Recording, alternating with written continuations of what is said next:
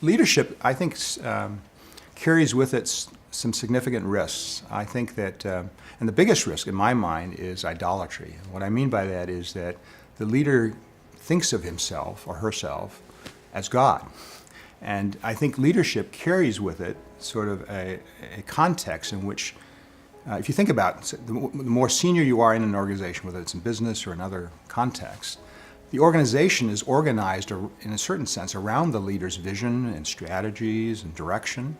And so the leader winds up acting in sort of in godlike ways.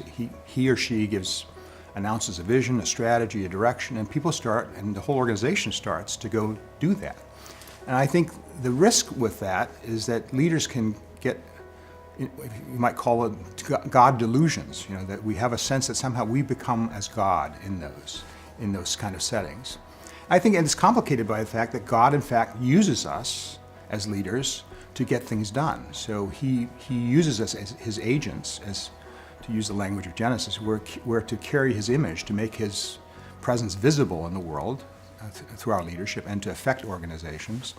And so God uses us in that way. And so it's not a bad thing that these things happen, in the sense of that we are what we say happens, and what organizations do reflect the vision and direction of a leader.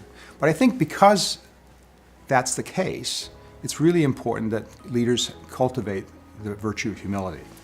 And I think one of the church fathers, St. Augustine, once asked, what are the three greatest Christian virtues? And he said, humility, humility, humility. And I think Augustine and others understood that as human beings, we are naturally prone to pride and ego. And in fact, the risk in leadership is that it plays to our ego and plays to our pride. And I think it's very easy for us to sort of turn the God-given gift of serving a community by providing vision and direction into a self-focused self-aggrandizement, if I can use that phrase, to make ourselves more important than we actually are.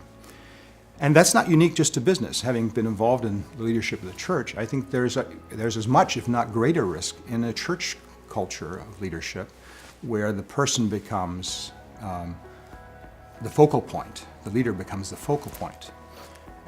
Whenever the name of God gets used to justify our work, I think it creates the risk of idolatry. I think it's not certainly the Old Testament teaches us through the Ten Commandments that we are not to take the name of God in vain. And I don't think that's principally about swearing or using the name of God in that way. I think it's principally about not using God's name to justify what we want to do, rather than doing what he's calling us to do. And that distinction isn't always clear, but I think we need to be very careful how we use the name of God in that way.